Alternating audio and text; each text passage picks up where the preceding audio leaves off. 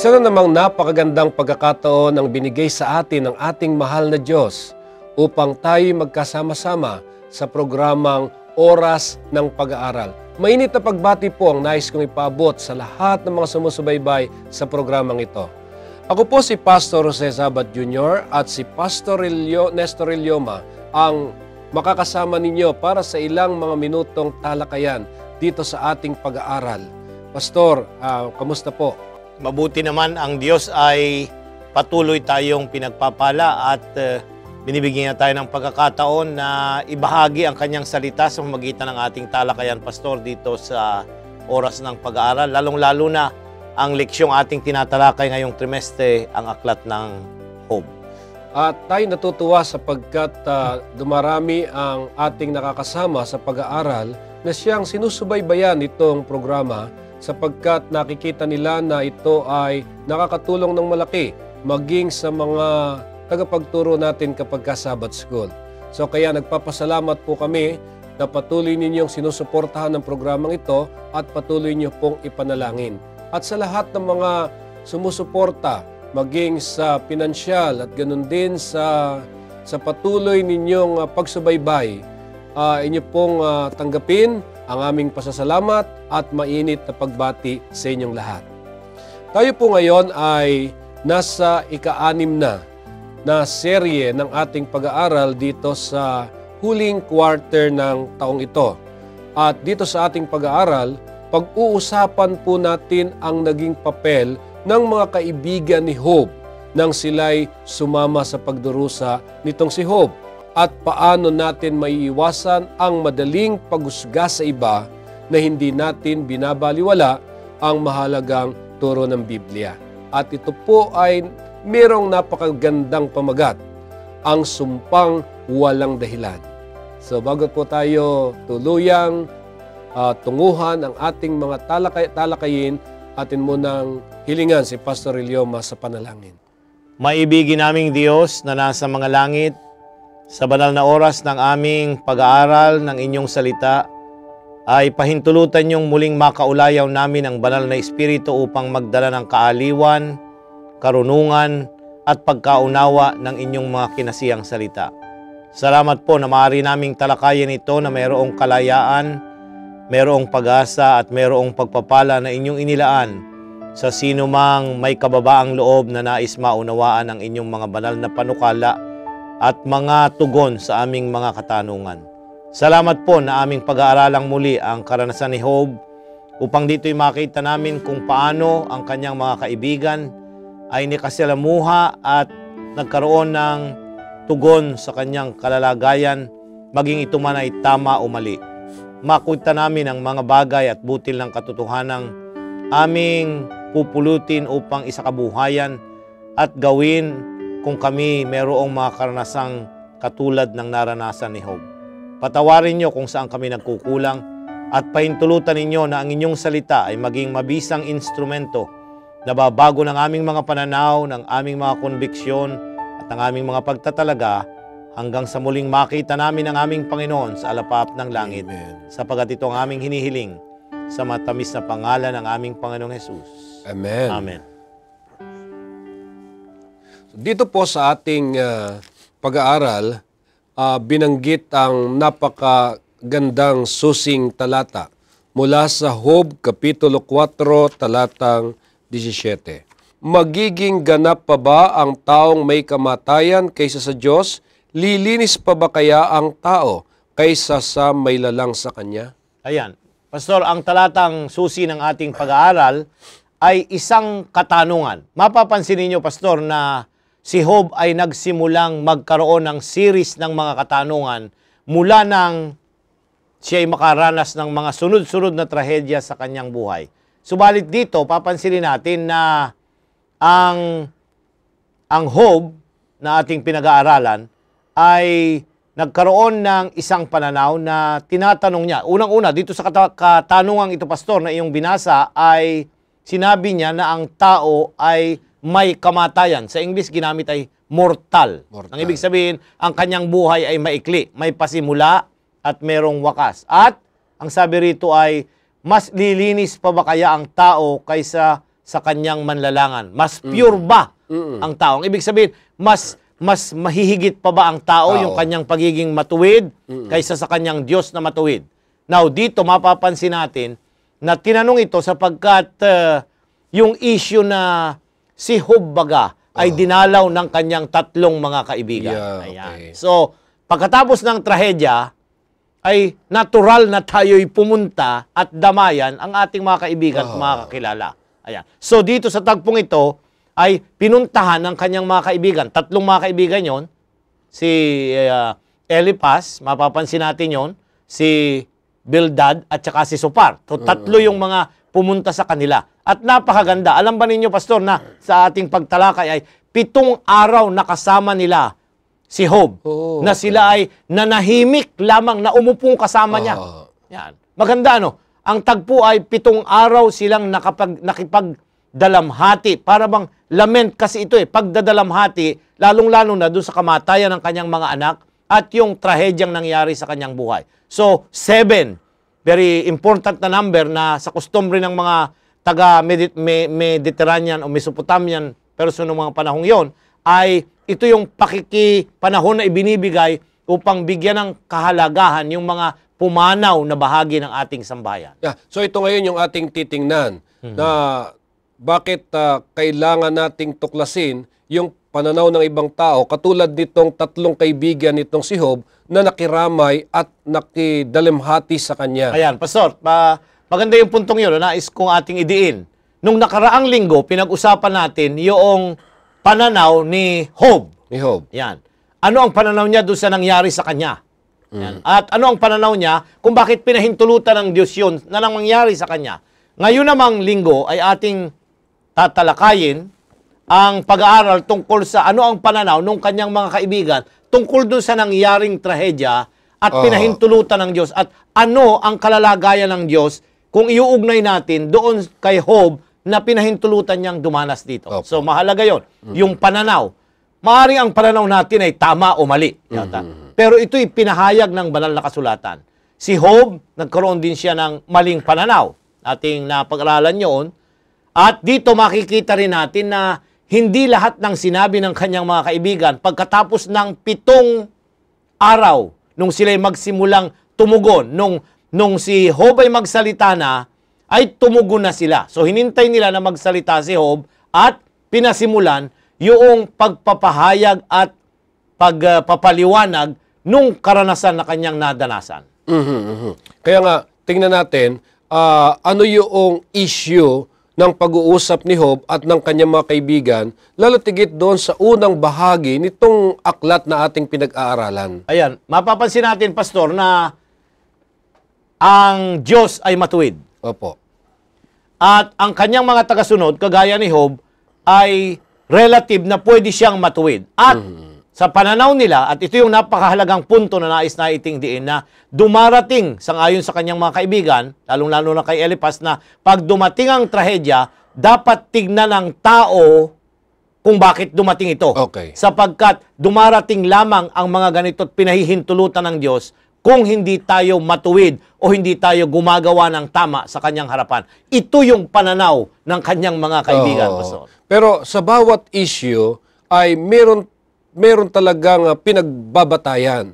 Katulad halimbawa ng bakit mo nasasabi na ganito ang siyang kung bakit nangyayari sa iyo yung mga pagdurusang yan, meron yung backup theology na tinatawag. Ayan. So merong unang-una yung teolohiya. Teolohiya. Yung set ng pananampalataya na kanilang tinanggap. Yan, tinatanggap kasi yun Mga kaisipan sa relasyon ng tao at sa Diyos na kanilang tinatanggap na totoo. Ikalawa, mapapansin natin na naroon yung pinag-uusapan yung tungkol sa pighati, yung sakit. Yung sakit na nararanasan niya. Dito rin ay ipinapaliwanag yung filosofiya ng mga kaibigan niya tungkol sa nangyari kay Job. Dito makikita rin yung pananampalataya nila. Makikita rin yung tungkol sa pagkaunawa nila sa buhay at tungkol sa kamatayan. So, nung nakaraang linggo, yung perspective ni Job ang ating tinignan, yung pagbagsak, kamatayan at kasalanan. Ngayon naman, ang titingnan natin ay ano yung pagkaunawa nila sang-ayon sa pananampalataya o yung mga tinanggap nilang mga kaisipan na kanila namang ibinabahagi kay Job sa kanilang katugunan sa kanyang mga katanungan. Kaya nga, kapag titingnan natin ang banal na kasulatan, kasi kailangan din nating timbangin ano ang sinasabi ng Biblia, ano ang sinasabi ng kanilang filosofiya at teolohiya, upang sa ganon makita natin. Lalo tigit doon sa larangan ng pagdurusa. Merong sinasabi doon sa awit 119, 65 hanggang 27. Ano naman yung makikita natin mula doon sa mga talatang ito na may kaugnayan sa pagdurusa din ni Job. Ayan, Pastor, ating tunghayan ang mga talata na isinulat ni Salmista David sa 119. Okay? Ang talata ay 65 hanggang 72. Ginawan mo ng mabuti ang iyong lingkod, O Panginoon, ayon sa iyong salita. Turuan mo ako ng mabuting kahatulan at kaalaman, sapagkat ako'y sumampalataya sa iyong mga utos. Bago ako nagdalamhati ay naligaw ako, ngunit ngayon tinutupad ko ang iyong salita. Ikaw ay mabuti at gumagawa ng mabuti. Ituro mo sa akin ang iyong mga palatuntunan. Ang palalo ay kumatha ng kabulaanan laban sa akin. Aking tutuparin ang iyong mga tuntunin ng buong puso ko. Ang puso nila ay matabang gaya ng sebo, ngunit ako'y naaliw sa iyong kautusan. Mabuti sa akin na ako'y napighati, upang aking matutuhan ang mga palatuntunan mo. Ang kautusan ng iyong bibig ay lalong mabuti sa akin kaysa sa libong ginto at pilak. Ang focus ng ating tinatalakay, Pastor, ay yung nasa talatang 71. Opo. Ayan. Ano ang sabi doon? Mabuti sa akin na ako'y napighati upang aking matutuhan ang mga palatuntunan mo. Ano ang sinasabi rito, Pastor?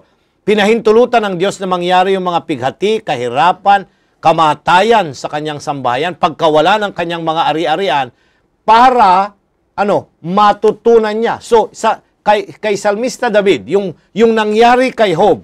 Now, pansinin natin, naisulat na ang aklat ng Job. So naniniwala ako na si David ay alam yung kwentong yon. Bagamat wala pa sigurong mga recorded na mga nakasulat, pero yung istoryang yon sa karanasan ng mga Israel ay inuulit-ulit na binabanggit sa kanilang mga pagtuturo sa kanila at pagsamba.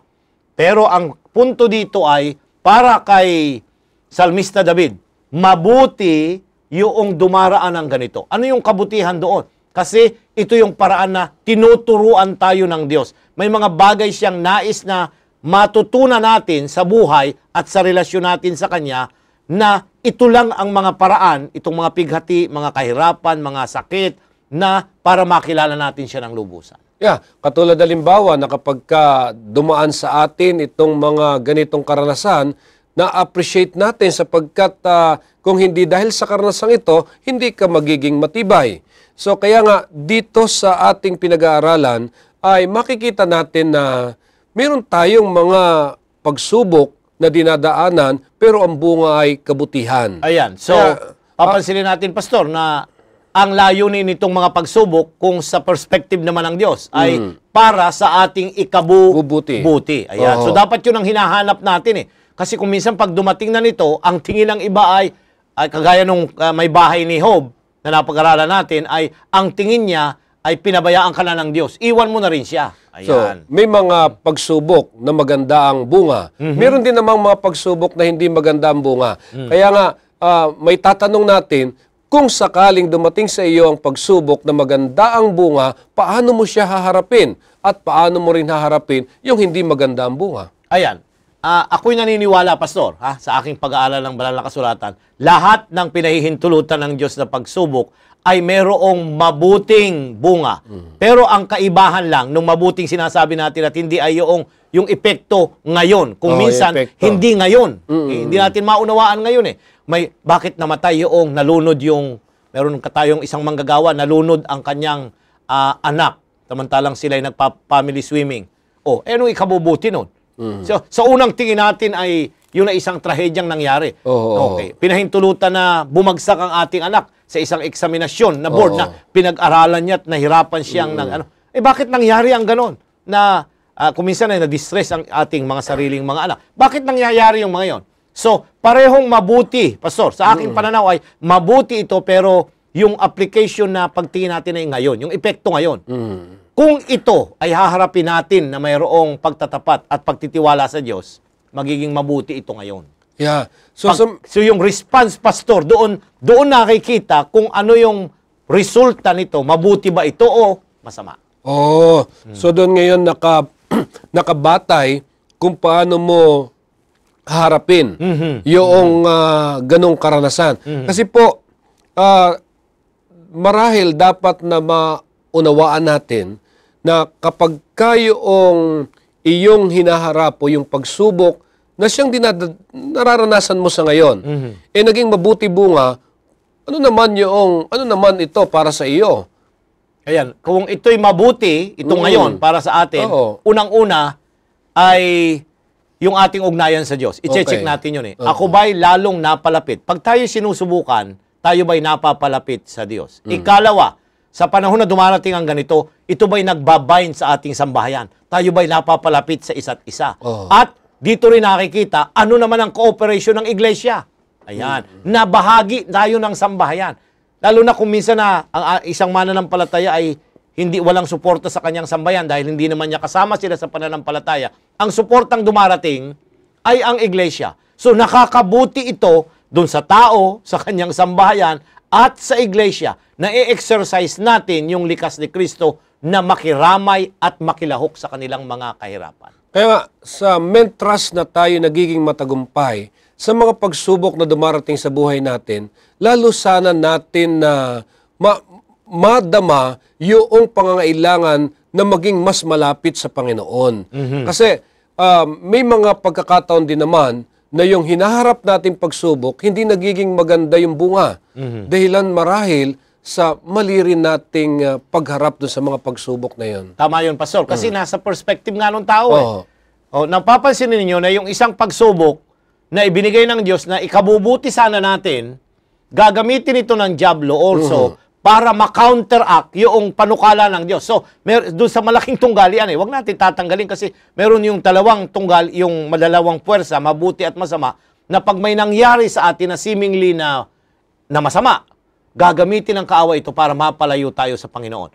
Ang Diyos naman, gusto niyang dumikit tayo sa Kanya at dumipende na sa ganitong panahon, ang Diyos ay hindi na tayo iiwan ni pababayaan man. Kaya pansinin natin, nung sumama yung mga kaibigan ni Job sa kanyang pagdurusa, paano nilalarawan ng Biblia, mula dito sa sulat na ito, yung reaksyon ng mga kaibigan ni Job nung makita nila itong si Job? Ayan, dito sa Job Kapitulo 2, Pastor, balikan natin ang tala ng Job Kapitulo 2, ang talata ay 11 hanggang 13. Nang mabalitaan nga ng tatlong kaibigan ni Job ang lahat na kasamaang ito na sumapit sa kanya, sila'y naparoon bawat isa na mula sa kani-kaniyang sariling puok. Si Elipas na Temanita at si Bildad na Suhita at si Sopar na Naamatita at sila'y nangagkakaisang loob na magsiparoon upang makidamay sa kanya at aliwin siya. At nang kanilang itanaw ang kanilang mga mata mula sa malayo at hindi siya makilala, kaniyang inilakas ang kanilang tinig at nagsisiiyak at hinapak ng bawat isa sa kanila ang kani-kaniyang balabal at nagbuhos ng alabok sa kanilang mga ulo sa dakong langit. Sa gayoy nangakiumpok sila sa kanya sa ibabaw ng lupa na 7 araw at 7 gabi at walang nagsalita sa kanya sapagkat kanilang nakita na ang kanyang paghihirap ay totoong malaki. Now, tingnan natin, Pastor, dahil ang tinatalakay natin ay yung perspective noong kondisyon ng mga tao na kaibigan niya na naparoon upang damayan siya. Unang-una, Pastor, itong mga taong ito galing sa malalayong lugar. Nung mabalitaan nila, yung Timan dito ay bahagi ng Edom, sa Edom, yung teritoryo ng Edom. At mapapansin natin ang mga taong ito, 3 sila, mga kaibigan niya, nang galing sa iba't ibang dako. Hindi sila galing sa isang lugar. Ikalawa, napapansin ninyo, dito sa talatang 11, 2 ang purpose nila, makiramay at aliwin siya. So, yung pagpunta nito, dinidescribe dito yung mga kaibigan na sila'y makikiramay. Paano sila nakiramay? Unang-una, nakiupo din sila dun sa kilalalagyan ni Job. At hindi sila umalis. 7 araw, 7 gabing naroroon sila. Oh, okay. Saan tayo makakakita ng ganyan? Ganun pakikiramay. Tapat na mga kaibigan ito. Hindi sila umalis na, oy sige, aalis na ako after 2 hours at babalik na lang kami. Di ba tayo kuminsan ay, pag may namatayan or what, ay, oy sige tayo dito lang muna. Pero sandali, mamaya ay aalis at gabi na pala. Hindi dito mapapansin natin, tumahan silang kasama niya sapagkat kanilang nakita ang kanyang paghihirap ay lubhang So ibig sabihin, nagtagal talaga sila. Nagtagal. Ano na yung tinuturo natin pagdadalaw tayo ay 30 minutes lang o 1 hour? Yun ang mga turo natin. Huwag natin masyadong tatagalan. Ayan. Ang punto rito, Pastor, ay they spend time. Yung gumugol sila ng panahon para ipakilala kay Job at ipaalam kay Job na presensya nila ay naroroon. Ayan. So ang dinidiin dito ay yung presence natin. At pansinin ninyo, hindi sila umimik, Pastor. Sila'y nanahimik sa mga panahon yun. Hinapak din nila yung kanilang kasuotan at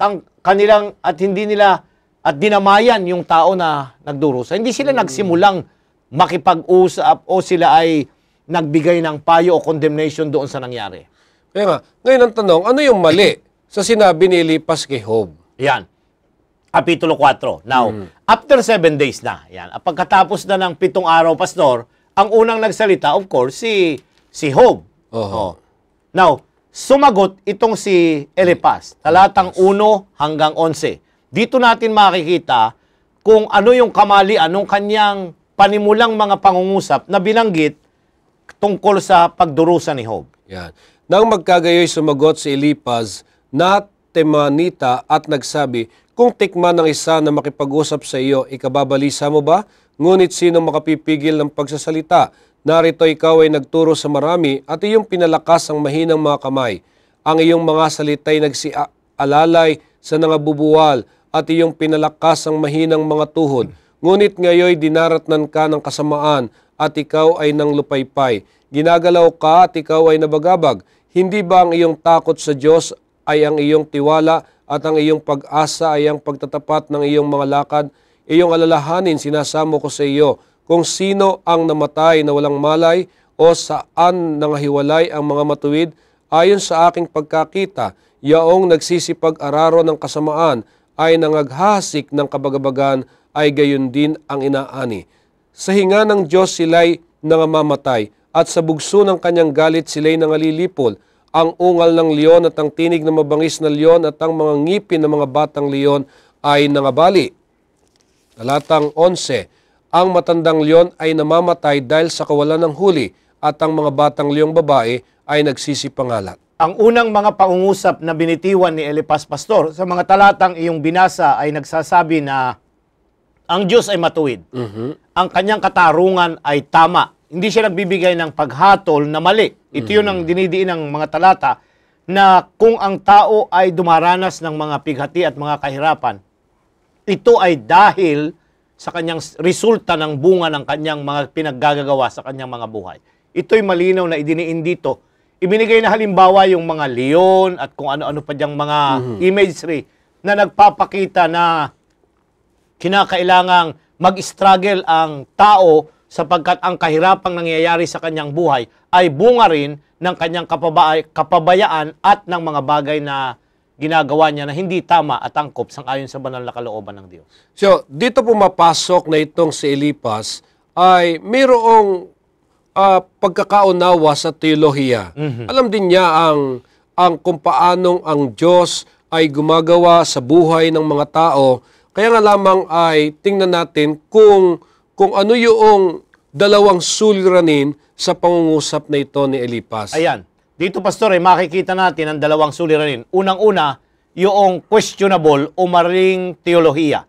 Yung maling pagkaunawa niya sa Diyos na nagbibigay at nagpapahintulot nito. At yung ikalawa, at yung insensitivity, yung wala siyang pakiramdam doon sa sitwasyon na kinalalagyan ni Job. Basta siya nagsalita at sinabi niyang, kaya ka ganyan kasi ikaw ay nakagawa ng hindi tama. Ayan. So, dalawang bagay.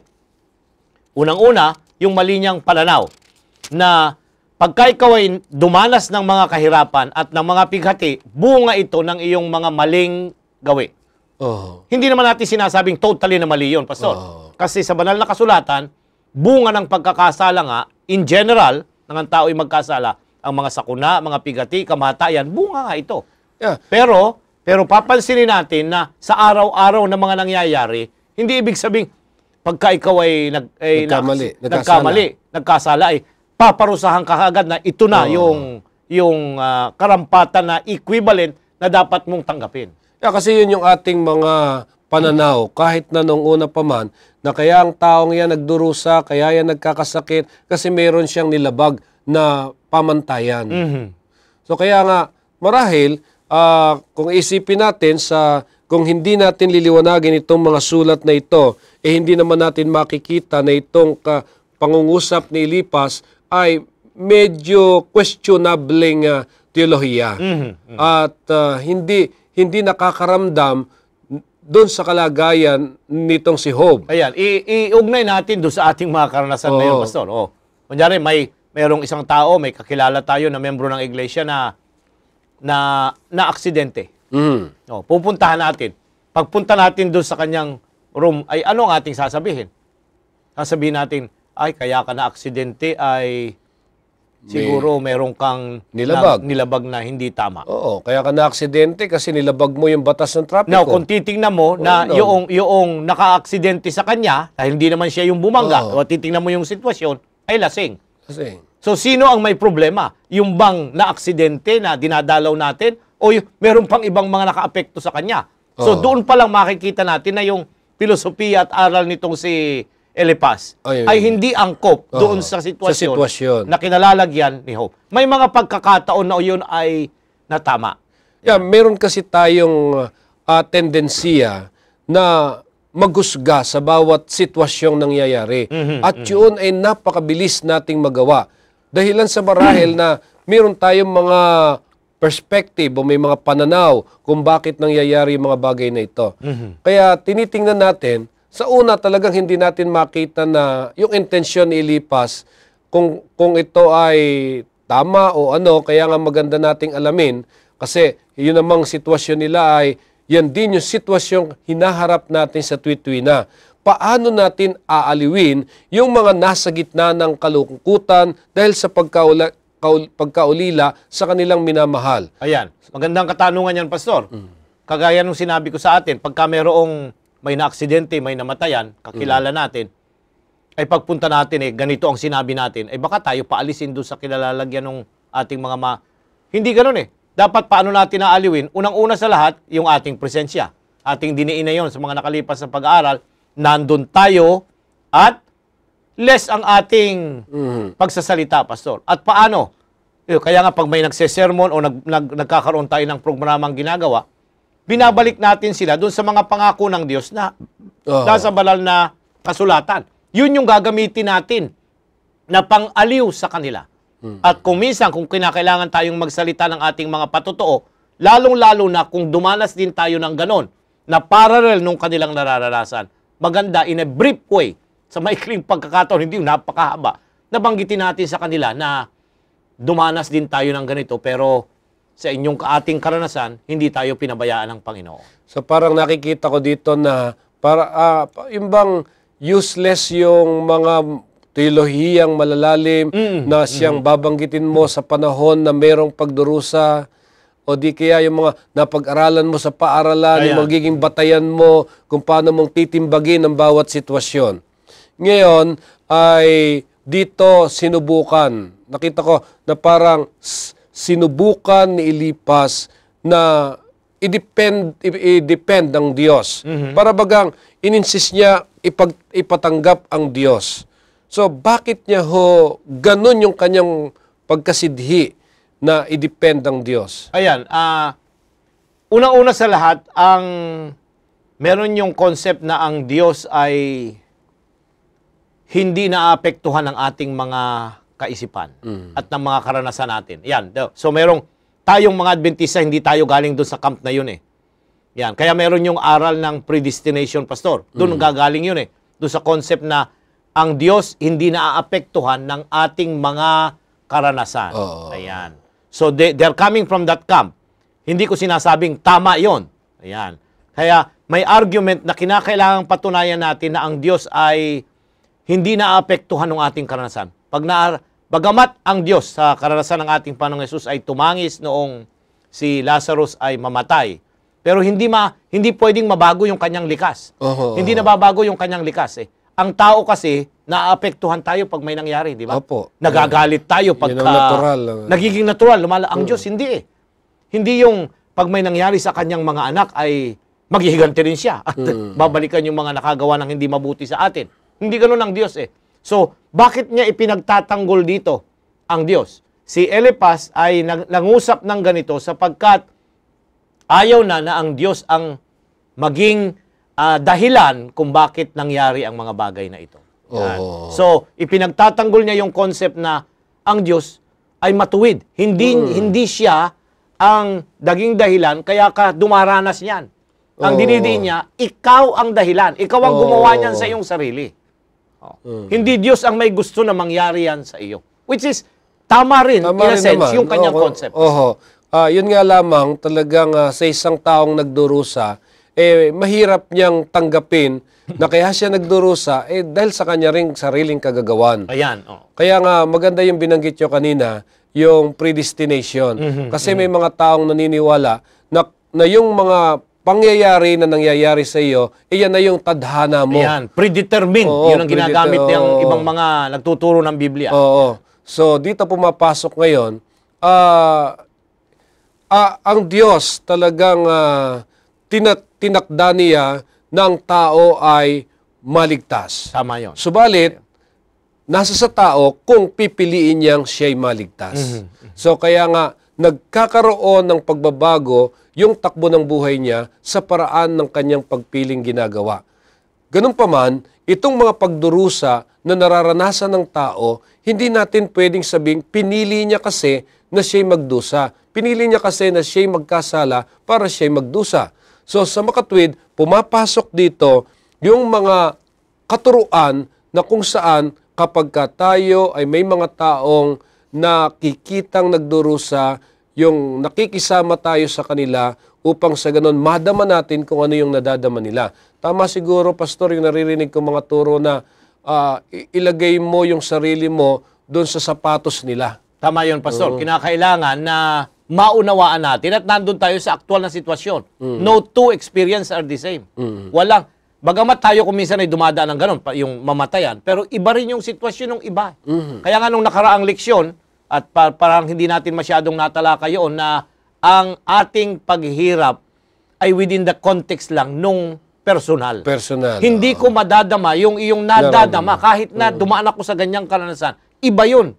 Kaya kinakailangang maunawaan natin sa ating pag-aaral ng ating leksyon na pagka ganitong mga unawain natin na kakaiba yung kanyang nararanasan.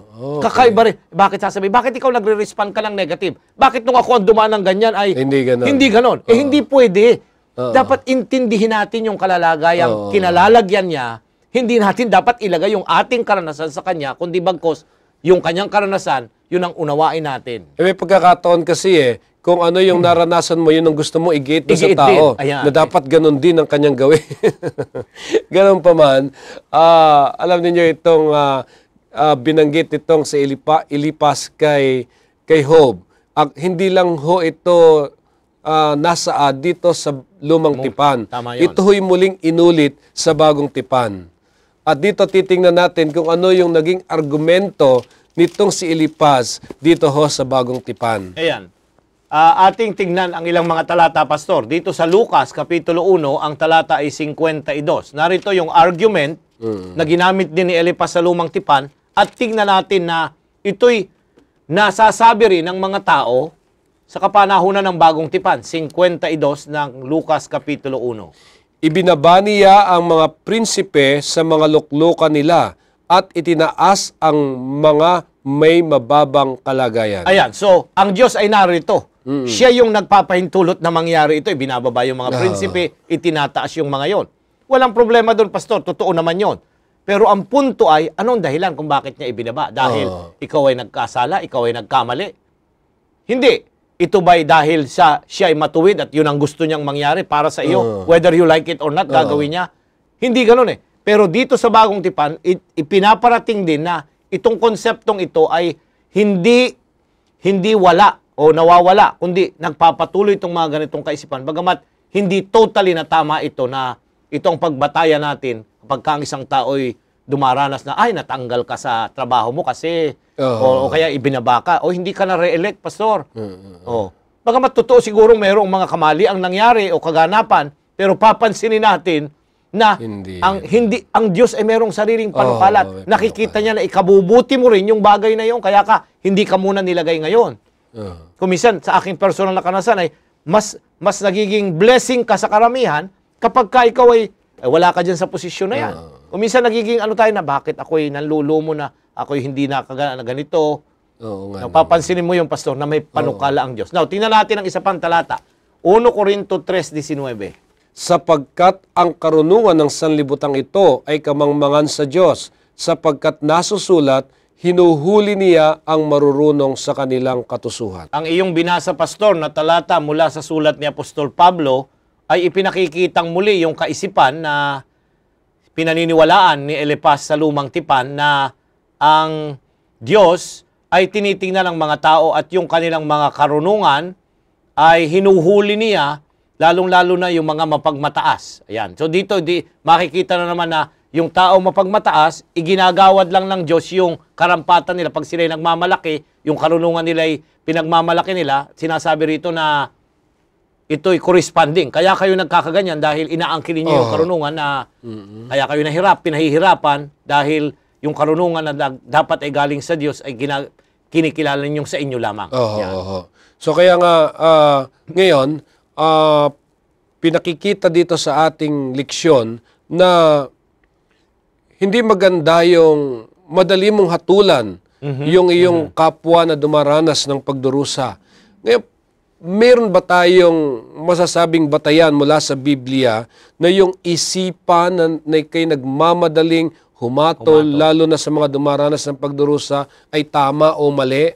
Tanungin natin ang ating Panginoong Hesus, pastor, sa tala ni Apostol Mateo, Kapitulo 7, narito yung mga pangungusap na mahalagang ating maunawaan, kaugnay nitong ating paksang tinatalakay. Pagka may mga taong naghihirap, ay pupuntahan ba natin na sila'y hatulan at sabihan na kaya ka nagkakaganyan ay dahil bunga ng kamalian nilang nagawa?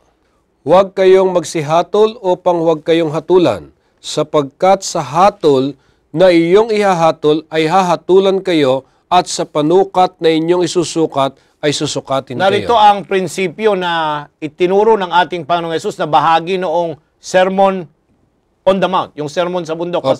Yung paghatol. Hindi lang yung paghatol dito na mali yung ginawa ng isang tao, ng isang kapatid o ng isang kasama sambahayan. Sinasabi rito na yung paghatol na sinasabi natin na yung bunga ng resulta ng pagkakamali, yung pagkakasakit, yung trahedyang nangyari sa kanilang buhay. Yun yung paghatol na sinasabi na pag pumunta tayo, outright na sasabihin natin na ikaw ay kaya ka nagkaganyan eh. Dahil, yan. So, yun ang pinagbabawalan. Hinahatulan natin yung tao. Una, di natin nababasa ang kanyang puso. Ikalawa, hindi rin natin alam kung ano ang panukala ng Diyos kung bakit pinahintulutan niya. So, two-way yun. Bago tayo magsabi na ito'y bunga ng iyong kamalian o ng lihim mong kasalanan, ay tiyakin natin na yun nga ay tama o totoo. Dahil kung hindi naman ganon, ay magkakasala tayo, susukatin tayo doon sa panukat na ating ginamit. So, nangangahulugan, pumapasok na naman muli yung ating patuloy na pinag-aaralan mula pa kanina na napakahalaga yung pinakikinggan natin yung ating kapwa. Kasi mula sa pakikinig, doon natin mauunawaan kung ano yung nangyayari sa kanyang buhay. Ayan. Meron pang isang talata, Pastor. Sulat din ni Apostol Pablo na nais kong ating tunghayan, dito sa Roma Kapitulo 2, 1 hanggang 3. Dahil dito'y wala kang madadahilan o tao, sino ka man na humahatol, sapagkat sa iyong paghatol sa iba ay iyong sarili ang hinahatulan mo, sapagkat ikaw na humahatol ay gumagawa ka ng gayunding mga bagay, at nalalaman natin ang hatol ng Diyos ay ayon sa katotohanan, laban sa kanila ng mga nagsisigawa ng gayong mga bagay. At iniisip mo ba ito, o tao na humahatol sa mga nagsisigawa ng gayong mga bagay, at ginagawa mo ang gayon din na ikaw ay makatatanan sa hatol ng Diyos? Ayan, Pastor, narito. Ito yung talata na binanggit ni Apostol Pablo. Iniuugnay ito doon sa bahagi ng naunang mga talata sa Kapitulo 1 ng Roma, na yung mga taong nagkakamali, yan, dumarating sa mga trahedya at mga pagsubok sa kanilang mga buhay, ay hindi natin dapat madaling hatulan sila at sabihin na bunga ito ng kanilang mga kasalanan at ng mga pagkakamali. Hindi. Tingnan natin ito na oportunidad dapat na maging saksi tayo sa kanila na ipakilala na ang Diyos ay mayroon pa ring panukala sa kanilang buhay bagamat nangyari itong mga ito. Kung totoong sila'y nagkasala at ang dahilan ng kanilang mga trahedyang naranasan ay dahil sa kanilang mga kasalanan, dapat tulungan natin ang mga taong ito na dumaan doon sa pagsisisi upang tanggapin ang kanilang mga kamalian. Amen. So kaya nga, isa sa napakahalagang paraan na may tutulong natin, lalo tigit sa mga kaanib ng iglesia. Kasi kapag lumabas ka ng inyong bahay-sambahan, makikita mo ang mga tao na pawang nagdurusa o maging sa ating mga kaibigan, yung kakayanan kung papaano nila ipapacilitate yung kanilang mga kaibigan na nagdurusa sa paraan na hindi nila magawang madaling hatulan.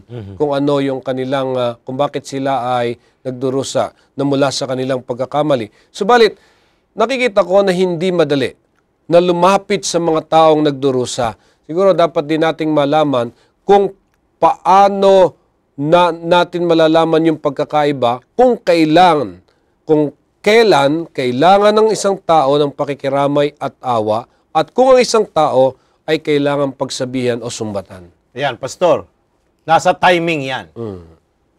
Pagka ang tao ay dumanas ng trahedya, bagamat yan o mga karamdaman, sakit, pagdurusa, dahil mayroon siyang nagawa. Alam na natin yun, na nagkamali siya o ano paman.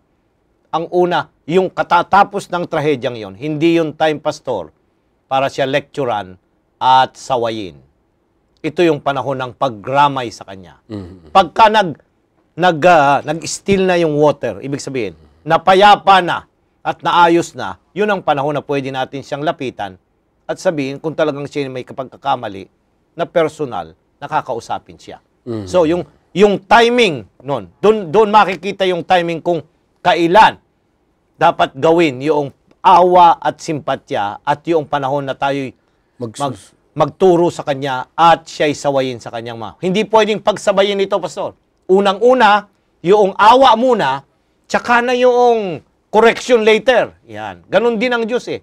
Una, patatawarin kanya. Pero yung consequence noon, yung bunga noon, papaalam pa rin niya sa atin sa paglipas ng mga araw sa ating karanasan. Saka bagamat tama yung sinasabi mo, sa mga tao na nagdurusa ay kung isipin natin ay titimbangin natin, o biblical naman, subalit kung wala ito sa timing, ay hindi ka pa rin magtatagumpay na madama niya na ikaw ay nahahabag sa kanya o sinasamahan mo siya sa kanyang pagdurusa. Tama yun, Pastor. So, titingnan natin yung panahon na naroon tayo, bagamat kinakailangan pa rin siyang sawayin kung siya'y nagkamali, pero hindi yun ang tamang panahon.